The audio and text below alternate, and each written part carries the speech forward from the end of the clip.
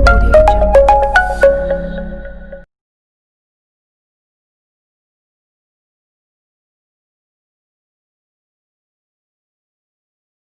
बच्चों, मैं फिर आ गया हूँ और एक नए टॉपिक के साथ। जैसा मैंने पहले भी बताया, पहले की वीडियो में बताया कि बहुत सारे टॉपिक हैं जो इम्पोर्टेंट हैं। हालांकि हर टॉपिक की इम्पोर्टेंस होती है, लेकिन हम जब पिछले पेपर एनालिसिस करें तो हमें मालूम पड़ता है कि कुछ टॉपिक्स ऐसे हैं जो हर साल हमें क्वेश्चन देते हैं। मतलब उन टॉपिक्स के बगैर एग्ज़ाम का पेपर बनना थोड़ा मुश्किल होता है। एग्जामिनर जब भी पेपर डिज़ाइन करता है तो निश्चित रूप से कुछ टॉपिक्स उसके दिमाग में पहले फ्रेम करता है वो कि मुझे इन हेड्स पे प्रॉब्लम्स बनानी है। तो ऐसा ही एक टॉपिक मैं नया और लेकर आया हूँ। हर चैप्टर, केमिस्ट्री का हर चैप्टर, ऑर्गेनिक का हर चैप्टर आप ले लें, उसमें आपको ऑक्सीडेशन रिडक्शन की रिएक्शन जरूर मिलेगी।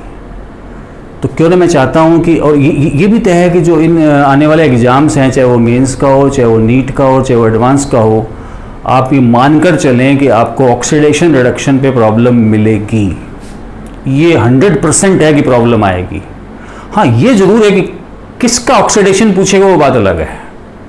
ऑक्सीडेशन पे क्वेश्चन पक्का आएगा और मैं बिल्कुल कॉन्फिडेंट होना चाहूँगी क्वेश्चन आएगा तो मैं विदिन 2-3 सेकेंड आंसर बनाऊँगा, और वो आज का वीडियो देखने के बाद आप बना डालेंगे। इतना मैं श्योर हूँ कि पूरा वीडियो देखने के बाद आप का जो कॉन्फिडेंस है वो बहुत हाई हो जाना चाहिए और ऑक्सीडेशन की हर रिएक्शन का अपन आंसर बना देंगे। ऐसे ही मैं रिडक्शन के वीडियो भी लेकर आऊँगा, तो ऑक्सीडेशन की सीरीज चलेगी और फिर अपन रिडक्शन की बात करेंगे। जहाँ तक बात हमने ये जो 2 नाम या 2 टर्म्स बोली अभी, ऑक्सीडेशन रिडक्शन, मेरे ख्याल में 8th 9th क्लास से हम इन बातों को सुनते आ रहे हैं। इनकी डेफिनेशंस हम पढ़ते और सुनते आ रहे हैं। Removal of electron, addition of electron, removal of oxygen, addition of oxygen, ऐसा हम रटते आते आए छोटी क्लासेस से। लेकिन इस सब्जेक्ट में नो डाउट वो डेफिनेशंस गलत नहीं थी। इस सब्जेक्ट में मैं ऑक्सीडेशन मान लो करना चाहता हूं तो या तो मैं हाइड्रोजन रिमूव करके करूंगा और या मैं ऑक्सीजन ऐड करके करूंगा। कहीं भी ऑक्सीजन ऐड होगी कह दो ऑक्सीडेशन हो गया, हाइड्रोजन रिमूव होगी कह दो रिडक्शन हो गया। तो बच्चों मैं फिर कह रहा हूं कि एक शानदार बात अपन सीखने जा रहे हैं, ऑक्सीडेशन रिडक्शन। नो डाउट मैं पिछले वीडियो और हर वीडियो में बोल चुका हूं कि हर रिएक्शन का मैकेनिज्म होता है, लेकिन बच्चा हर रिएक्शन की मैकेनिज्म से आंसर बनाए ये पॉसिबल नहीं है। हमें तो क्वेश्चन देखना है, एरो पे क्या रिएजेंट दे रखा है उसका रोल सीखना है और उस रिएजेंट को अप्लाई करना है और कुछ जो प्रिकॉशंस रखने वो बता दिए जाते हैं, उनकी बातों का ध्यान रखना है और अपना आंसर तैयार है। तो सबसे पहले मैं ऑक्सीडाइजिंग एजेंट्स पे काम करूं कि कौन कौन से ऑक्सीडाइजिंग एजेंट हैं और फिर अपन 1 by 1 हर चैप्टर के ऑक्सीडेशन की बात कर डालेंगे। हमें पता है कि बहुत सारे organic molecule, specially KMnO4, K2Cr2O7, ये अपन छोटी क्लासेस से देखते आ रहे हैं, ये ऑक्सीडेशन का काम करते हैं। और सब ने ये सीख रखा है कि यदि किसी मॉलिक्यूल में सेंट्रल एटम अपनी हाईएस्ट ऑक्सीडेशन स्टेट में प्रेजेंट है तो वो खुद तो ऑक्सीडाइज हो ही नहीं सकता, वो खुद तो रिड्यूस होगा। तो स्वाभाविक है वो दूसरे को ऑक्सीडाइज करेगा, दैट्स वाई वो ऑक्सीडाइजिंग एजेंट की तरह बिहेव करेगा। तो जनरली अपन 2 बातें बार बार पढ़ते रहते हैं, KMnO4, K2Cr2O7। फिर अपन ये भी पढ़ते हैं कि KMnO4 तीनों मीडियम में ऑक्सीडाइजिंग एजेंट है, जबकि K2Cr2O7 केवल एसिडिक मीडियम में ये काम कर पाता है। बेसिक में वो खुद CrO4 2- में बदलता है और CrO4 2- में क्रोमियम खुद +6 ऑक्सीडेशन स्टेट में ही है, जो K2Cr2O7 में भी था। दैट्स वाई उसकी ऑक्सीजन स्टेट में कोई चेंज नहीं आया। देयरफॉर वो बेसिक मीडियम में कभी भी ऑक्सीडाइजिंग एजेंट का रोल प्ले नहीं करता। और जब मैं डी ब्लॉक की बातें करूंगा तब मैं इसका फुल एक्सप्लेनेशन आपको और दूंगा। तो मैंने 2-3 नाम लिए, लेकिन ऑक्सीडाइजिंग एजेंट बच्चों इतने ही नहीं है। मैं फिर बोल रहा हूँ, ओजोन बहुत अच्छा ऑक्सीडाइजिंग एजेंट है, मैं HiO4 है, ऑस्मियम टेट्राऑक्साइड है, बेसिक मीडियम में KMnO4 है, इसके अलावा क्रोमिक एसिड है, इसके अलावा H2O2 है, न जाने कितने पर एसिड्स हैं, न जाने कितने सारे हैं। लेकिन हमारा काम क्या है, जो अपने सिलेबस में है, जो अपने सिलेबस में बार बार जिनकी रिएक्शंस नजर आती हैं, हम उन्हीं को कवर करना चाहते हैं और मैं रिएक्शंस के थ्रू इनको कवर कर लूंगा। तो मैं आज स्टार्ट कर रहा हूं एल्कीनों का ऑक्सीडेशन। तरीके से काम करूंगा, फिर कह रहा हूं ट्रिक से काम करूंगा, आपको क्वेश्चन मिले आप फटाक से आंसर बनाएं। जब भी मुझे कोई एल्कीन मिलती है और उसके आगे एरो पे ऑक्सीडाइजिंग एजेंट मिलता है, तो मुझे क्या करना है वो स्टेप्स ले रहा हूं मैं। सबसे पहले आपको पहचाना जाना चाहिए, ऑक्सीडेशन करना है। और ये कैसे होगा? जब ऑक्सीडाइजिंग एजेंट की आपको पहचान होगी। एल्कीन जो है, दो तरह के ऑक्सीडेशन अपन एल्कीन के पढ़ने चाहते हैं। एक तो एल्कीन कुछ ऑक्सीडाइजिंग एजेंट्स की प्रेजेंस में डबल बॉन्ड से ब्रेक हो जाती हैं, उसको मैं नाम देना चाहता हूं ऑक्सीडेटिव क्लीवेज। इसके अंडर में मैं दो बातें पढ़ाने वाला हूं। और दूसरा केस ये होगा कि जिसमें एल्कीन का पाई बॉन्ड तो ब्रेक हो जाएगा, लेकिन एल्कीन का पूरा मॉलिक्यूल ब्रेक नहीं होगा, और वो मेरा टॉपिक होगा हाइड्रोक्सिलेशन। तो मैं एल्कीनों में दो बातें लेने जा रहा हूं, एक तो हाइड्रोक्सिलेशन और दूसरा उनका ऑक्सीडेटिव क्लीवेज। तो सीखते जाएं, समझते जाएं बच्चों। और फिर कह रहा हूं प्रॉब्लम देखते ही सॉल्व करनी आनी चाहिए। तो मैंने लिखा भाई ऑक्सीडेशन ऑफ एल्कीन, और इसमें मैंने कहा मुझे दो बातें पढ़ानी है। सबसे पहले ले रहा हूं मैं ऑक्सीडेटिव क्लीवेज। इसमें भी मैं दो हेडिंग्स में बात करूंगा कि मुझे कोई भी एल्कीन मिलती है, कोई भी एल्कीन, मैंने नाम लिखा है अभी, और उसके आगे एरो पे मुझे एसिडिक मीडियम में KMnO4 मिल रहा है, और साथ में हीट का साइन भी दे दिया। मान लो मुझे H2CrO4 जिसको मैं क्रोमिक एसिड बोलता हूं, हीट का साइन दे दिया मान लो। ऐसे ऑक्सीडाइजिंग एजेंट मेरे सामने पड़े हैं। इसके अलावा मान लीजिए मुझे KMnO4 के साथ NaIO4 दे दिया मान लो, या मैं ऐसा बोल दूं KMnO4 के साथ मुझे ऑस्मियम टेट्राऑक्साइड दे दिया। इसके अलावा और भी ऑक्सीडाइजिंग एजेंट हो सकते हैं। जनरली आपको यही मिलेगा, बार बार मैं फिर बोल रहा हूं, यही मिल रहा है। आपको क्या करना है वो बता रहा हूं, मेन चीज ये आ रही है। एल्कीनों में तीन तरह का अरेंजमेंट हो सकता है। जो एल्कीनों में डबल बॉन्ड वाला कार्बन है, हो सकता है उस कार्बन पे दो हाइड्रोजन हो। एल्कीन में डबल बॉन्ड वाले कार्बन पे एक हाइड्रोजन भी पॉसिबल है, और एल्कीन में डबल बॉन्ड वाले कार्बन पे हो सकता है हाइड्रोजन नहीं हो। हर तरह की एल्कीन्स पॉसिबल हैं, हमें पता होना चाहिए। अब आपको करना क्या है कि जैसे ही इसके आगे मान लो H+ आयन KMnO4 लिखा हुआ आ गया, हीट का साइन आ गया, ऐसा नहीं करना है कि मुझे ये याद नहीं है, सर ने ये रिएक्शन नहीं, मैं मान लो ऐसा लिखा रहा हूं और एग्जाम में कोई एल्कीन का फॉर्मूला आ गया, वो भी अपन करेंगे। तो ये नहीं होता कि अपन एक एक फॉर्मूले की रिएक्शन के प्रोडक्ट याद करें, हमें एक जनरलाइज बात सीखनी है। ये पॉइंट सीख लो, आपके आंसर बनने लगेंगे। जैसे मैंने फर्क देख लिया कि ये ऑक्सीडेशन करता है, और किसका कर रहा है? एल्कीन का। तो अपन ने सीख रखा है एल्कीनों का ऑक्सीडेशन होगा तो दो बातें बनेंगी, या तो ऑक्सीडेटिव क्लीवेज होगा या पाई बॉन्ड ब्रेक होगा। आप क्या करें इस केस में, डबल बॉन्ड से उस एल्कीन को काट दें, बाइसेक्ट कर दें, टुकड़े हो गए। यदि डबल बॉन्ड वाले कार्बन पे दो हाइड्रोजन है जैसे यहां है, तो फिक्स है आंसर उसका CO2 वाटर बना दें, ये आपका आंसर है। यदि डबल बॉन्ड वाले कार्बन पे एक हाइड्रोजन है, मान लीजिए यही कंडीशन इसके आगे दी हुई है, और मैंने डबल बॉन्ड से फिर काटा, यदि एक हाइड्रोजन है तो उस सेगमेंट का, उस टुकड़े का कार्बोक्सिलिक एसिड बना दे। उतने आर की जगह आर आ गया, कार्बन की जगह कार्बन लिख दिया, एसिड बना दिया। जैसे ही इस एल्कीन के आगे ये कंडीशन मिलेगी, मेरा काम है इसको भी यहां से तोड़ना। इस बार कार्बन पे हाइड्रोजन नहीं है तो कीटोन बनाना है, बात खत्म। आप, मैं फिर कह रहा हूं बच्चों, ये चीज ध्यान रख लें, आपका काम हो जाएगा। तीन तरह के एल्कीन पॉसिबल है, डबल बॉन्डेड कार्बन पे दो हाइड्रोजन, या एक हाइड्रोजन, या जीरो हाइड्रोजन। कट मारना है डबल बॉन्ड से, दो हाइड्रोजन है तो CO2 वाटर बनाना है, एक है तो उतना ही कार्बन का कार्बोक्सिलिक एसिड, हाइड्रोजन नहीं है तो कीटोन। कोई एग्जाम हो, कोई एग्जाम इस देश में हुआ हो, चाहे वो KVPY का है, चाहे वो JEE मेंस का, एडवांस का, नीट का, पहले जब एम्स हुआ करती थी तो एम्स का, क्योंकि अब एम्स हट गई हैं तो एम्स के एग्जाम नहीं होंगे। हर एग्जाम ने इस बात को कवर किया है, हर एग्जाम ने। ये लीजिए, मुझे तो इतनी सी प्रॉब्लम मिली, नाम जरूर इन एग्जाम्स के बहुत बड़े हैं, और इन नामों को हमने केवल अपने दिमाग में हवा बनाकर रखा है, क्योंकि हमने हमेशा वो चीज नहीं पढ़ी जो एग्जाम में आती है, जो मुझे आनी चाहिए। मैं फिर बोल रहा हूं, मैंने फिर देखा एल्कीन के आगे ऑक्सीडाइजिंग एजेंट डबल बॉन्ड से कट मारा, डबल बॉन्ड वाले कार्बन पे एक हाइड्रोजन है तो इतने ही कार्बन का एसिड बनाना है, इसका भी एसिड बनाना है, ये तो 2 मोल एसिटिक एसिड बना दिया। क्या याद करना है इसको? कुछ नहीं। ऐसा मान ले कि मैं कभी भी किसी रिएक्शन का प्रोडक्ट याद नहीं करूंगा, सिर्फ मुझे टेक्निक सीखना है।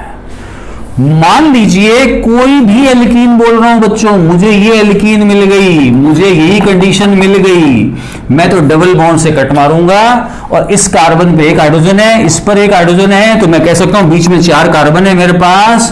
तो ये लीजिए यहां से लिखना स्टार्ट कर रहा हूं, कार्बोक्सिलिक एसिड हो गया, फिर बीच में 4 बार CH2 आ गया, फिर कार्बोक्सिलिक एसिड आ गया, मैं कह सकता हूं मुझे एडिपिक एसिड मिल गया। ये लो, इस फॉर्मूले का नाम है एडिपिक एसिड। सब चीजें सिखाई जा सकती हैं, सीखी जा सकती हैं, एडिपिक एसिड फॉर्म हो गया। क्या याद करना है इन चीजों को? मुझे ऐसा कोई एग्जाम्पल मिला, मान लो मुझे ये कोई एल्कीन मिली और यही कंडीशन मिलती है, डबल बॉन्ड से कट मार दो, इस कार्बन पे हाइड्रोजन नहीं है तो आपका काम है इस टुकड़े का कीटोन बनाना, और इस कार्बन पे हाइड्रोजन है, वो भी एक है, तो यहां COH करना। ये लो आंसर हो गया। कितना आसान है, मैं फिर बोल रहा हूं, लेकिन हमने इसको टिपिकल बना रखा है। अब हम इसकी मैकेनिज्म लिखेंगे, आंसर बनाएंगे।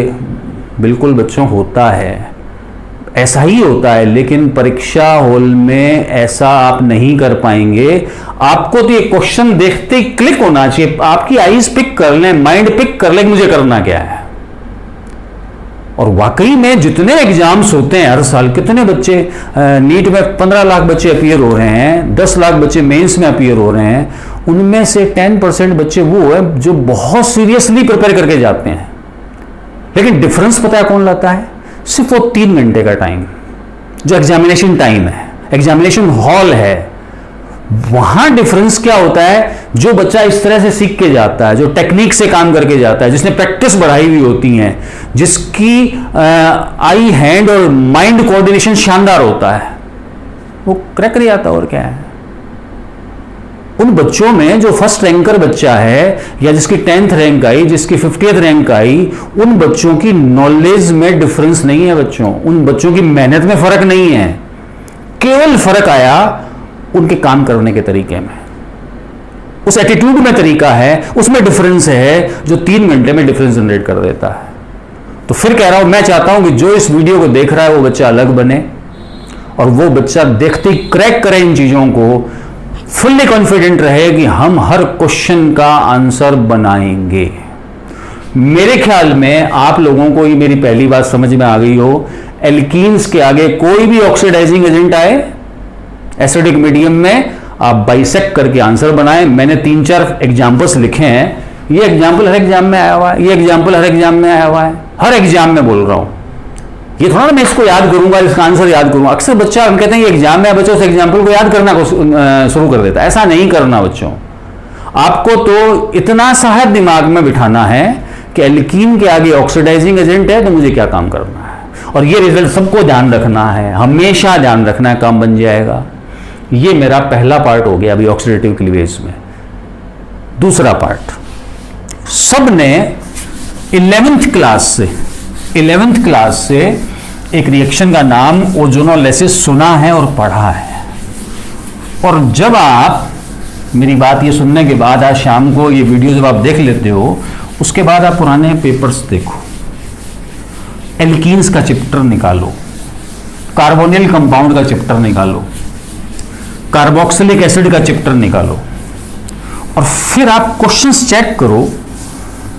तो जो हम लोग बोलते हैं कि ये क्वेश्चन इस साल जरूर आएगा एग्जाम में, हमें कोई सपना ऐसा नहीं आता है बेटा, ये एक एनालिसिस है। और यदि आप करने लग जाएंगे तो आप भी बोलने लगेंगे, आपको भी मालूम पड़ जाएगा कि हाँ इस साल तो ओजोनोलाइसिस आएगा।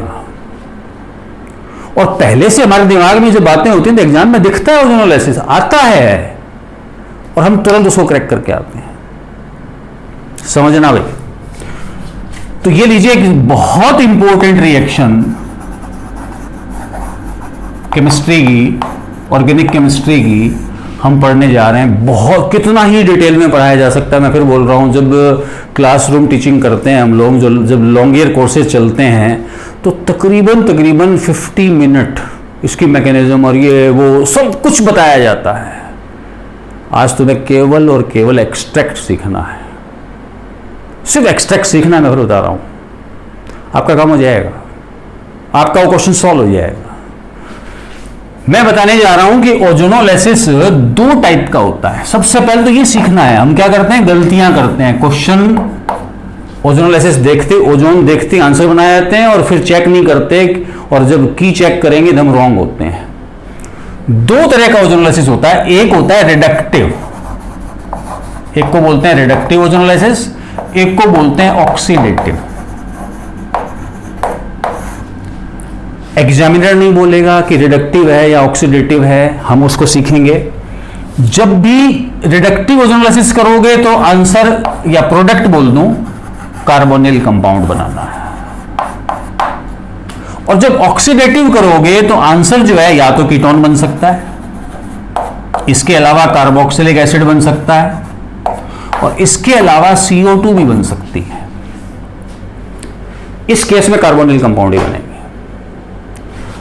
अब मैं एक एरो, देखिए कमांड इन्हीं चीजों पे होनी चाहिए। हमेशा एक आदत डालो, कोई भी रिएक्शन आ जाए, कोई भी एरो पे क्या कंडीशंस दिए वो देखने की आदत होनी चाहिए। वो आपके दिमाग में होना चाहिए, उसकी पिक्चर दिमाग में होनी चाहिए। आपकी आइज ने कोई कंडीशन देखी, ब्रेन तुरंत अपना आंसर दे कि हाँ ऐसा करना है। एरो पर मुझे किसी भी क्वेश्चन के एरो पे मुझे ओजोन लिखा हुआ मिलता है, और उसके साथ मुझे जिंक और वाटर लिखा हुआ मिलता है। एक कंडीशन बोली है मैंने, ओजोन, जिंक, वाटर। ये रिडक्टिव ओजोनोलाइसिस, इनको एक साथ लिख देता हूं, कोमा करके ये लो, एक नंबर भी हटा देता हूं एक बार, क्योंकि मुझे और करके लिखना है। जिंक और वाटर रिडक्टिव की पहचान है। दूसरी बात, किसी भी एरो पे ओजोन के साथ डाई मिथाइल सल्फाइड लिखा हुआ मिल जाए। तीसरी बात, किसी भी एरो पे ओजोन के साथ जिंक प्लस एसिटिक एसिड लिखा हुआ मिल जाए। मैं फिर बोल रहा हूं, एल्कीनो के आगे एरो पे ये कंडीशन मिले। कई बार क्या होता है, जैसा मैंने पिछले लेक्चर में भी बोला है कि हर रिएक्शन किसी न किसी टेम्परेचर पे तो होती है, और हम हर रिएक्शन का टेम्परेचर याद करें पॉसिबल नहीं है बच्चों। और मैं फिर बोल दूं कि एक ही रिएक्शन के टेम्परेचर अलग अलग बुक्स में अलग अलग और मिल सकते हैं, लेकिन 7 रिएक्शंस में ऐसे लिखूंगा। एक दिन मैं दिमाग में आ गया, इसीलिए वीडियो बना दूंगा कि जिन रिएक्शंस के टेम्परेचर याद करने हैं, मेमोराइज ही होने चाहिए, कोई टेम्परेचर चेंज होने से प्रोडक्ट चेंज हो रहा है उनका, पर मैं अलग अलग वीडियो बना दूंगा, बहुत बेनिफिशियल होगा आपके लिए। कई बार क्या होता है कि हमने तो ये सीखा कि सर ने तो मुझे ये बताया था, लेकिन एग्जामिनर ने क्या किया, इस एरो पे टेम्परेचर और लिख दिया -78 डिग्री सेल्सियस। अब यहां से कंफ्यूजन स्टार्ट हो गया कि सर ने तो लिखा नहीं था, इसमें आगे इसका जरूर कोई लोचा है। एग्जाम में जैसी कुछ चीज नए रूप में आ गई, हम अपनी तैयारी को जीरो कर जाते हैं। मैं फिर बोल रहा हूं, ये शर्तें दिखे ना आपको, इनमें से कोई एक कंडीशन दिखे, मान लो रिडक्टिव ओजोनोलाइसिस है, और मान लीजिए मुझे आंसर कार्बोनिल कंपाउंड बनाना है, ये मेरा आंसर है। ये रिडक्टिव ओजोन, आपका काम है इस चीज को मेमोराइज करना।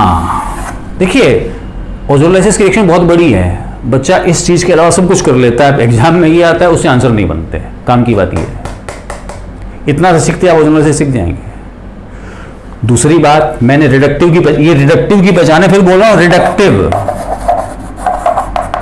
रिडक्टिव ओजोनोलाइसिस हो गया है, ये उसकी पहचान हो गई है। अब मैं ऑक्सीडेटिव ओजोनोलाइसिस की आइडेंटिफिकेशन बता रहा हूं। केवल एक है कि ओजोन के साथ केवल वाटर लिखा हुआ मिलेगा, तो मानकर चलें मुझे ये आंसर बनाना है, बस। तो क्वेश्चन का आंसर बनाने से पहले आप ये चेक कर लें कि रिडक्टिव आया है या ऑक्सीडेटिव आया है, अदरवाइज आपके आंसर गलत हो सकते हैं। मैं एक एग्जाम्पल लिखता हूं और उसके बाद मैं शॉर्टकट से ही आंसर निकालूंगा। मैं एक बात बोलने जा रहा हूं, अब इसकी मैकेनिज्म मैं लेकर इस वीडियो को और बड़ा नहीं करना चाहता। मैं फिर बोल रहा हूं बच्चों, वो बहुत अच्छी लगती हैं, किताबों में लिखी, कॉपीज में लिखी हुई, हमें उससे शायद आंसर बनाने में कोई हेल्प नहीं मिलने वाली। जैसे मान लो क्वेश्चन ऐसे आ गया, सिर्फ इस बात के, इस क्वेश्चन के आंसर के पीछे मैं अपना ये काम कर रहा हूं।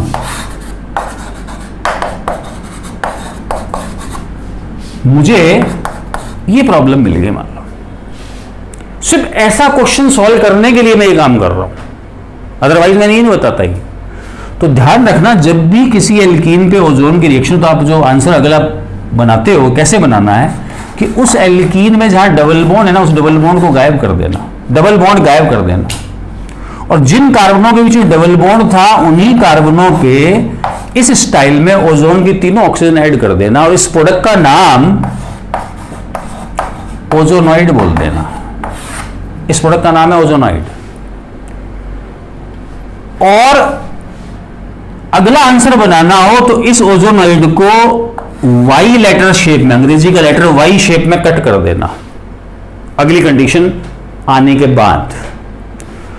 और इसको जब आपने काट दिया तो इस वाटर के साथ ये ऑक्सीजन मिलके H2O2 बना देगी, और यहां डबल और यहां डबल बना दो, क्योंकि जब आपने बॉन्ड काट दिया तो इस ऑक्सीजन का बॉन्ड एक ही रहा, जबकि बॉन्ड ये 2 बनाता है, इसका बॉन्ड एक ही रहा, 2 बनाता है। दैट्स वाई एक आंसर तो मेरा RCHO बन गया और दूसरा आंसर मेरा CH2 डबल बॉन्ड O, मतलब एक हायर एल्डिहाइड और दूसरा फॉर्म एल्डिहाइड बन गया। लेकिन जैसे ही ये दोनों कंडीशन सेम एरो पर है, एक ही एरो पे दोनों कंडीशन आ गई, तो आपका काम सुन लो, अब क्या करना है, डबल बॉन्ड से एल्कीन को कट करना है, क्योंकि मैं ऑक्सीडेटिव क्लीवेज पढ़ा रहा हूं। यही पॉइंट काम का है बच्चों।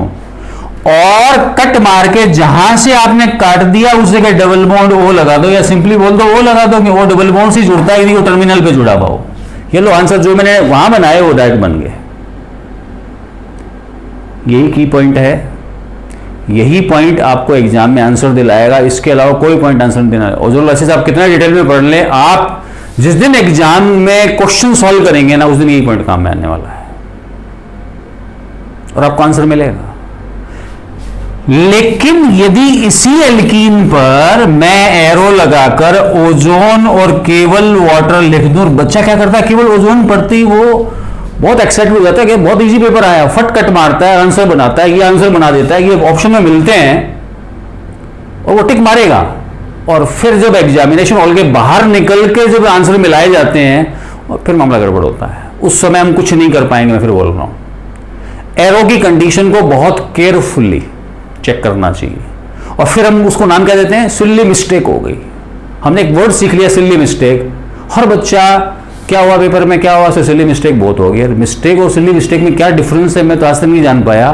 जो तुमने आसान बात को गलत किया वो सिली नहीं, बहुत ब्लंडर मिस्टेक बोलना चाहिए उसको। जो हर बच्चे ने सही किया, आपने गलत किया, उसको सिली क्यों बोल रहे हो, वो बहुत बड़ी गलती है। मैंने कंडीशन पूरा देखा बेटा, और मुझे पता लग गया ये ऑक्सीडेटिव क्लीवेज या ऑक्सीडेटिव ओजोनोलाइसिस का मीनिंग है। कट मारना है, वही पॉइंट जो थोड़ी देर पहले यहां लिखे थे मैंने, वो आ गए हैं। डबल बॉन्डेड कार्बन पे एक हाइड्रोजन है, उसको कड़े का एसिड बना दो, और डबल बॉन्डेड कार्बन पे 2 हाइड्रोजन है, CO2 वाटर बना दो। तो पता है इस बार आंसर क्या बन गया, carboxylic acid CO2 water. Answer change हो गया बच्चों। ये है ओजोनोलाइसिस। अब कितने ही एग्जाम्पल लिखते जाओ, सबका रिजल्ट एक ही है। इस चीज से सीखो, ओजोन अलग एरो पे, अगला आंसर बताना आना चाहिए। फिर ये कंडीशन आ गई, कट मार के आंसर बनाना। रिडक्टिव आ गया, डायरेक्ट आंसर बनाना। ऑक्सीडेटिव आ गया, डायरेक्ट आंसर बनाना। छोटी सी एक बात कि इसमें और इसमें डिफरेंस क्या हुआ, और डिफरेंस सामने है, जिंक आया है। तो आखिर फिर जिंक का रोल क्या है, तो मैं यहां वो भी बता दूं कि रोल ऑफ जिंक। और हमें सबको पता होगा कि H2O2 ऑक्सीडाइजिंग एजेंट की तरह भी काम करता है। मैंने ऐसा क्यों बोला, कि हमें पता है ये रिडक्शन भी करता है, ये रिड्यूसिंग एजेंट भी है, ये ऑक्सीडाइजिंग एजेंट भी है। तो जिंक क्या करेगा, जिंक इसकी नेचर बदल डालेगा। खुद इससे जब रिएक्ट होगा तो जिंक का ऑक्साइड बन गया, साथ में वाटर बन गया। इसका मतलब अब मेरा H2O2 की फॉर्म में नहीं है। दैट्स वाई वो मेरे बने प्रोडक्ट का, इस फॉर्मेल्डिहाइड का फर्दर ऑक्सीडेशन नहीं कर पाएगा फॉर्मिक एसिड में। फॉर्मिक एसिड फिर ऑक्सीडाइज हो जाता है CO2 वाटर में। इसलिए जब रिडक्टिव ओजोनोलाइसिस होगा तो रिएक्शन कार्बोनिल कंपाउंड पे ही रुकेगी, और जब रिडक्टिव नहीं है, ऑक्सीडेटिव है, तो हम सबको पता है कि कार्बोनिल कंपाउंड का फर्दर ऑक्सीडेशन एसिड में होता है तो एसिड में हो जाता है। तो कितना आसान मामला था, सबको ओजोनोलाइसिस समझ में आया हो। एक छोटी सी बात और बता दूं, मैंने बच्चा मैकेनिज्म नहीं लिखी है और मैंने डायरेक्ट आंसर बनाने सिखाए हैं, डायरेक्ट आंसर बनाने सिखाए हैं। इस ओजोनॉइड से पहले जब आप मैकेनिज्म लिखेंगे ना, ये जेई एडवांस वालों के लिए बात कर रहा हूं, तो आप कार्बन कार्बन डबल बॉन्ड वाले कार्बन पे काम कर रहा हूं, और उन कार्बनों पे पहले ओजोन ऐसे जोड़ देना और इस प्रोडक्ट का नाम मोलेनोजॉइड कर देना। तो पहले मोलेनोजॉइड बनता है, बाद में ओजोनॉइड बनता है, इस पहली कंडीशन से ही। और उसके बाद जब आप इसका जिंक की प्रेजेंस में हाइड्रोलाइसिस करवाते हैं तो कार्बोनिल कंपाउंड, और जिंक की एब्सेंस है तो तरीका मैंने बता दिया है। अब मैं कुछ एग्जाम्पल्स और लिख रहा हूं, उनके अपन डायरेक्ट प्रोडक्ट बना रहे हैं, फिर एक लास्ट छोटी सी बात अपन करेंगे, और फिर अपन बात करेंगे एल्कीनों के हाइड्रोक्सिलेशन की। ये लो, मैंने कुछ एग्जाम्पल लिख दिए जिनके मुझे आंसर याद नहीं करने, और कंक्लूजन्स कुछ आएंगे अच्छे, वो समझते जाना। और मेरी ये दो बातें जो मैंने बोली हैं ओजोनोलाइसिस की, सबसे पहले कंडीशन पहचाननी है, क्योंकि हम बिना कंडीशन पहचाने एक्साइटेड होकर फटाक से आंसर देते हैं, वो गलत हो जाता है। कई बार एग्जाम में ऐसी गलती करवाता है हमारे से, उसको पता है बच्चा गलती करेगा, इसलिए पेशेंस बहुत जरूरी है। और आप पेशेंस रखेंगे तभी ये लेक्चर आप सीख पाएंगे, क्योंकि एक दिन में बहुत सारे लेक्चर देना पॉसिबल नहीं है, एक दिन में सारी बातें पूरा सब्जेक्ट पढ़ना पॉसिबल नहीं है, हर चीज स्टेप वाइज होती है। मैं कुछ एग्जाम्पल लिख रहा हूं, बहुत सारे एग्जाम्पल, और मानकर चलें कि मैं हर बार अब रिडक्टिव ओजोनोलाइसिस की बात कर रहा हूं। मैंने बहुत सारे एग्जाम्पल लिख दिए, और मान लीजिए मुझसे इनके आंसर पूछ लिए गए, कोई दिक्कत नहीं होनी चाहिए। ये लो, जबरदस्त बात ये आ गई, बेंजीन अपने सिलेबस में है 11th में, और 11th की किताब में ये रिएक्शन पड़ी है। मान लीजिए टोलुइन का ओजोनोलाइसिस पूछ लिया, मुझे आंसर देना आना चाहिए। फिर एक बात कर रहा हूं कि मेरे पास कोई क्वेश्चन हो ओजोनोलाइसिस का, मेरा काम है मैं आंसर दूंगा। मान लीजिए मुझे ये फॉर्मूला मिल गया, कंडीशन वही चल रही है, मान लीजिए मुझे ये फॉर्मूला मिल गया, फिर कह रहा हूं कंडीशन वही चल रही है, मुझे आंसर बनाना आना चाहिए। सीखते जाना बच्चों, जहां जहां डबल बॉन्ड है वहां वहां कट मारना है, और कट मारते ऐसे दो टुकड़े हो गए, जहां से कट मारा वहां डबल बॉन्ड ओ लगाना है। अभी मैंने सिखाया था जहां डबल बॉन्ड है कट मारना है, और जहां डबल बॉन्ड था उन्हीं पे डबल बॉन्ड ओ लगाना है, चाहे कितने ही डबल बॉन्ड ओ कट मारना है। ये टुकड़ा एक जैसा हुआ है तो दो टुकड़े तो CH2 डबल बॉन्ड ओ के आगे, प्लस इधर भी कार्बन है, इधर भी कार्बन है, इधर भी डबल था, इधर भी डबल था, तो दो कार्बन लिखे, दोनों तरफ वैलेंसी कंप्लीट करके ओ लगा दिया। सबको पता होगा इस फार्मूले का नाम ग्लाइओक्सेल है, नहीं पता तो सीख लें, इसको ग्लाइओक्सेल बोलते हैं। इसको मैंने यहां से काटा, जहां से काटा वहां अपना काम है डबल बॉन्ड ओ लगाना। ये लो आंसर हो गया।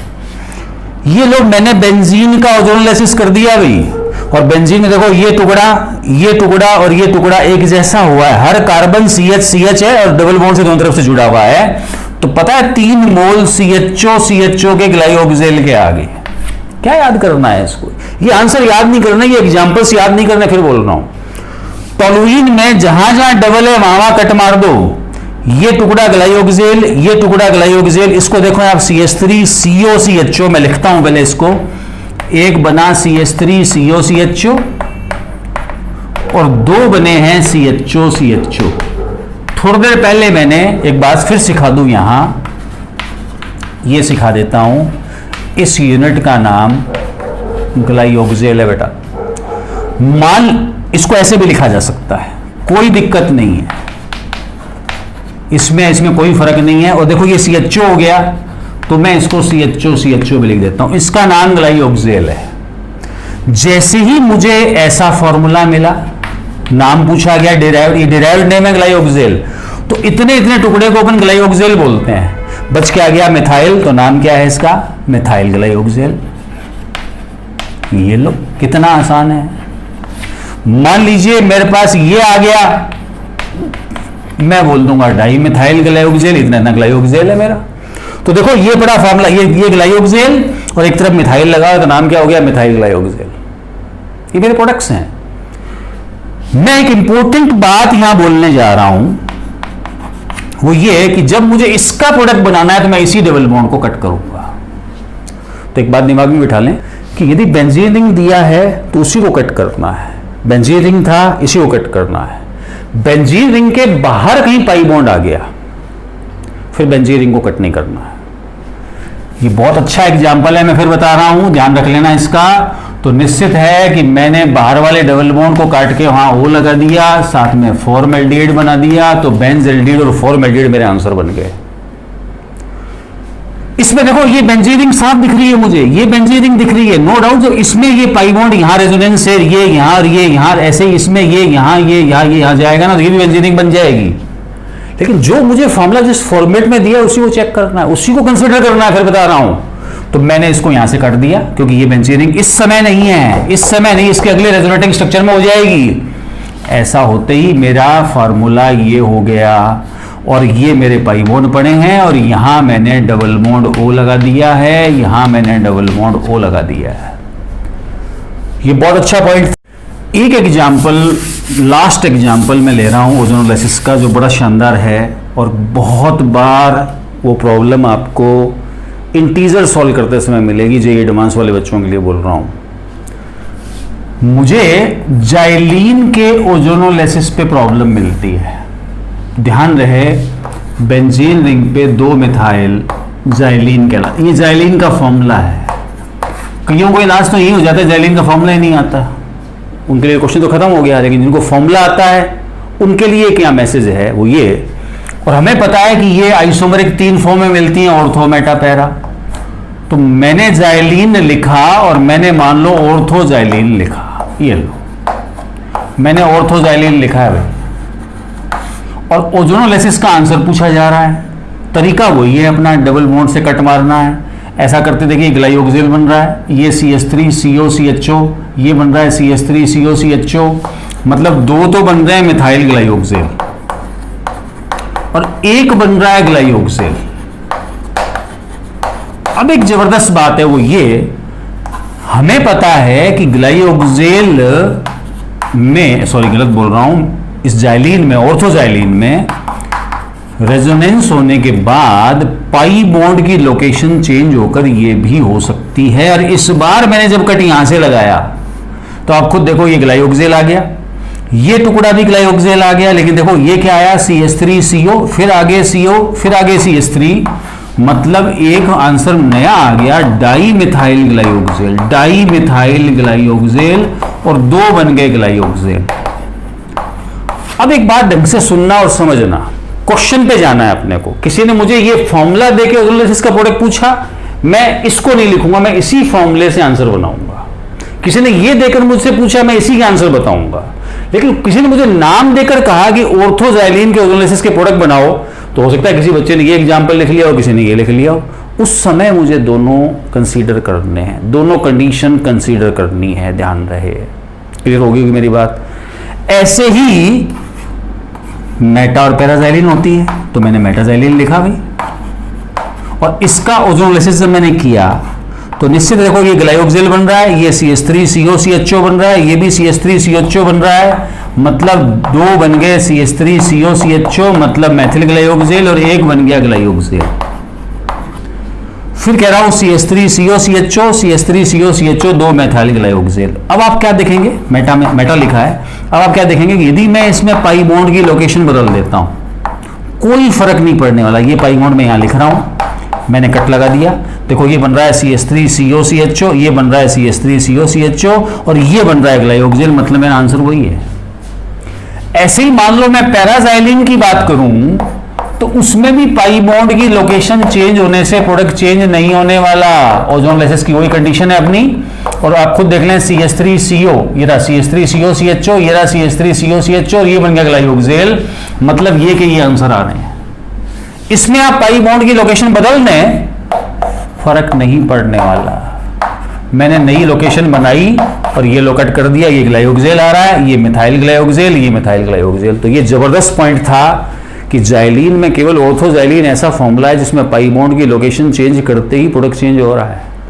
और मैंने एक नया मैसेज भी दिया है कि फॉर्मूला देकर क्वेश्चन करें, इसी फॉर्मूले को कंसिडर करें।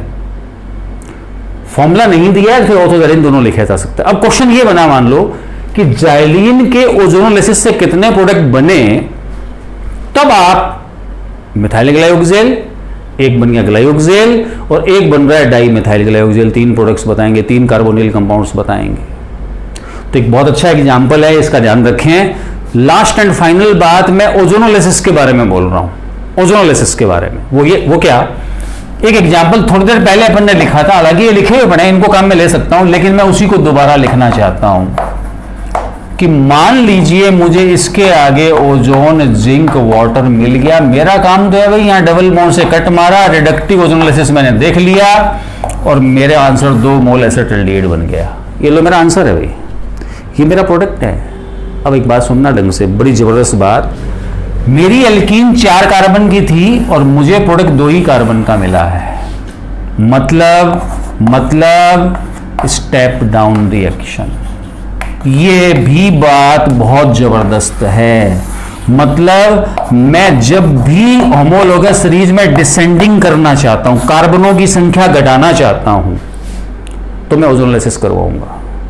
और एक बात और बता दूं, सिलेबस में खाली ओजोनोलिसिस एक सिंगल रिएक्शन नहीं है जो कार्बन कम कर देती है, बहुत सारी रिएक्शन है, सब आएंगी। लेकिन इसमें एक बहुत अलग बात है, वो क्या कि एक साथ बल्क में कई सारे कार्बन कम करने हो, मैं कर सकता हूं। आप देखो ना, 4 कार्बन थे, 2 कार्बन का प्रोडक्ट बन रहा है, एक साथ 2 कार्बन कम कर लिए मैंने। इसके अलावा बाकी सारी रिएक्शंस में कार्बन कम होगा, एक ही हो पाएगा। तो एक साथ मुझे कई सारे कार्बन कम जब भी करने होंगे, मैं ओजोनोलिसिस करवाने वाला हूं। ध्यान रहे, ये एल्कीनों के ऑक्सीडेशन में पहली बात खत्म हुई है अपनी, क्या, ऑक्सीडेटिव क्लीवेज ऑफ ओजोनोलिसिस। मैं एल्कीनों का हाइड्रोक्सिलेशन ले रहा हूं, जो मैं बिल्कुल समराइज तरीके से ले रहा हूं क्योंकि आपका आंसर तुरंत बन जाएगा। सीखो बच्चों इसको। हाइड्रोक्सिलेशन जो है ना, आप फिर पुराने पेपर्स में पाएंगे, स्पेशली जेई एडवांस में तो नहीं जाने कितनी बार उसने क्वेश्चन बनाया है। ऐसा नहीं है कि मेंस में और नीट वाले बच्चों के लिए काम की बात नहीं है, ये सब कुछ कॉमन है, सबके लिए है ये। ध्यान रहे, हाइड्रोक्सिलेशन की बात कर रहा हूं मैं।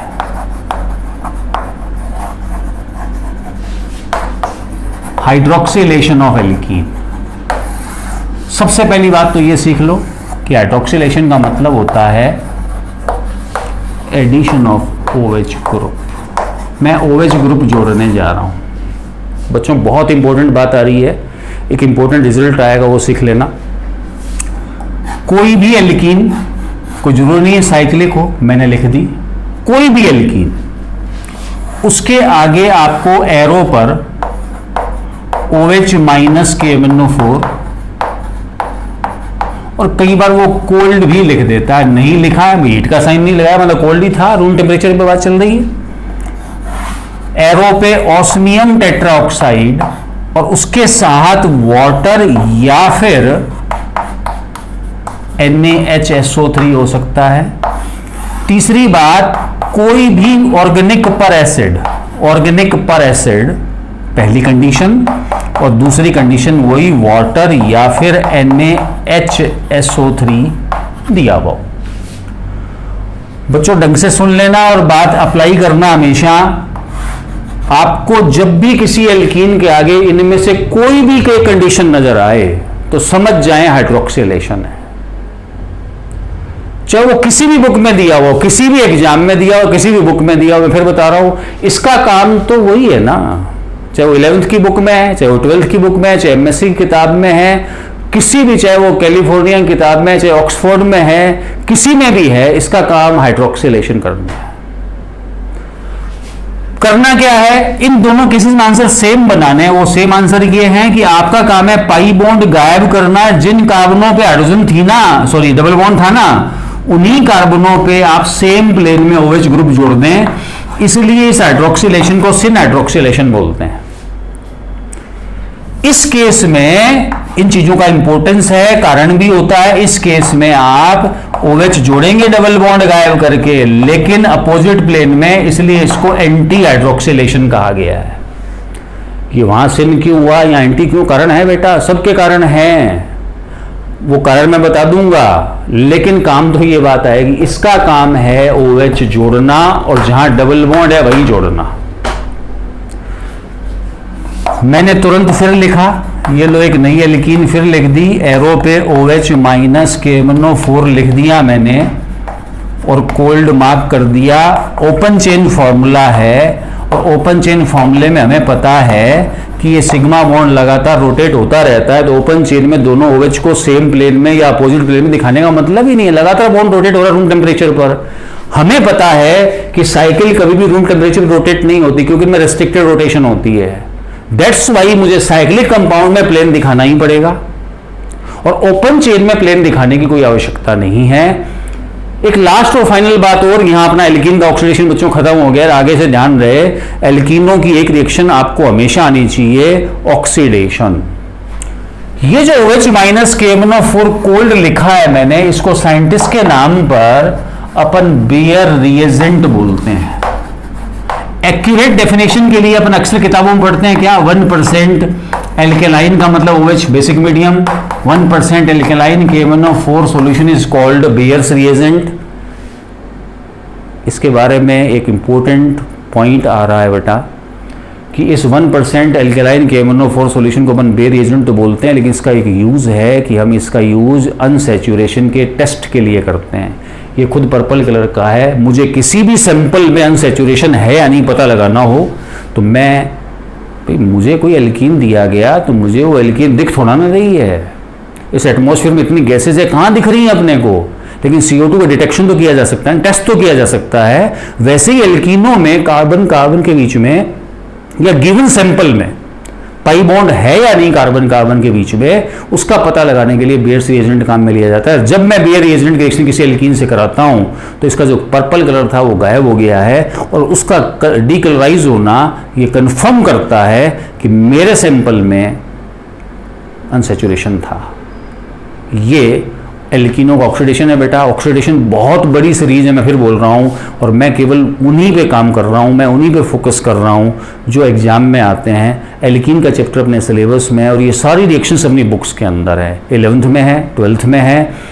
मैं चाहूँगा कि ये इन्फॉर्मेशन आप सीखें, लेकिन एक बात मैं फिर बोलना चाहता हूँ, कोई भी वीडियो आप देखते हैं तो केवल उसको किसी पिक्चर या सीरीज की तरह मत देखें। आप जब बैठें वीडियो देखने, आपके पास कॉपी पेन होना चाहिए, जो इन्फॉर्मेशन है आप उसको नोट डाउन करें और उसको सीख कर उस पर बेस को प्रॉब्लम निकालें।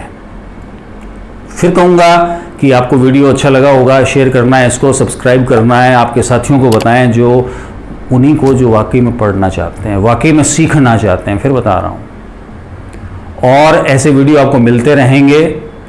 मैं चाहूँगा कि इसकी ऑक्सीडेशन की जो नेक्स्ट है सीरीज, जो पार्ट 2 है, वो भी आपको मिलेगा। तो मैंने चाहा है कि मैं डेली कम से कम 2 वीडियो बना पाऊँ, एक सुबह की शिफ्ट में और एक शाम की शिफ्ट में तुम्हें मिलता रहे, ताकि तुम मैक्सिमम सीख पाओ, क्योंकि जो दिन बचे हैं वो बहुत कम हैं। एग्ज़ाम बहुत, डेली एक दिन हम एग्ज़ाम के नज़दीक पहुंच जाते हैं, और आपने यदि उस एनर्जी से काम नहीं किया अभी तक, तुम्हारा सिलेबस कई बार रिवाइज हो जाना चाहिए था। इन वीडियोस को आप रिवीजन के पर्पज़ से लें, आपको बहुत हेल्प मिलेगी, और शेयर करना ज़रूरी है। और पार्ट 2 भी बहुत जल्द आने वाला है। ओके, थैंक यू बेटा।